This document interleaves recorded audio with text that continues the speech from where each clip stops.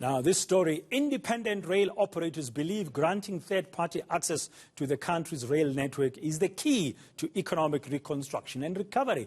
They believe providing additional rail capacity will create a boom in the rail freight market. Well, how so? Let's unpack this now with the Chief Executive Officer of the African Rail Industry Association, Mesela Nhlapo. Ms. Nhlapo, good morning and thank you very much for your time. The rail freight in Africa, for me, it's like a no-brainer. I mean, why is it a problem? Why don't governments and private sector see that you are a very key player in unlocking potential? Good morning and good morning to your viewers. I think that the rail sector, particularly freight, has been neglected for quite a while. And I think as part of the recovery plan, it's important that we as private sector assist government to recover, particularly from the pandemic that we're dealing with. So the fiscus that would have had money to allocate to infrastructure spend is no longer there, is no longer available. Now, the president on the 15th of October says that we are going to recover and reconstruct this economy, and we're going to allow third-party access onto the network.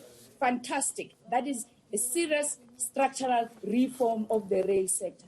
Now, we are partnering with government. We're saying that government, you have a plan. Here are your implementing partners. So as an association, we also don't see ourselves as South Africans, but we are Africans first. So as we have a market from the African continent perspective, how do we achieve intra-Africa trade? How do we move away from your 18% to greater numbers? It's through the integration of the continent, and that is also supported by the vision of the AU 2063. Okay, you've touched on a couple of points which quickly we'll try to unpack. We don't have that much of a long time. Firstly, third-party access. How soon should it be happening? The president talked about 12 months. It's from October. So we're hoping that by October 2021, he would have reached out to private sector to assist him to bring that to life. Now, to note is that we are not taking away from Transnet business. Transnet will actually have an extra revenue in terms of the freight market, because they will then give us access to the market. But it also bring about investment in the country. We have had companies that say, I'm willing to invest my 17 billion rand into this country if third-party access is allowed. Also support the vision of the National Development Plan to alleviate poverty and also for job creation. So this is not just a wishful thinking, it's in direct support of government. Now, Ms. Nhlapo, as we conclude very briefly, you mentioned continental integration.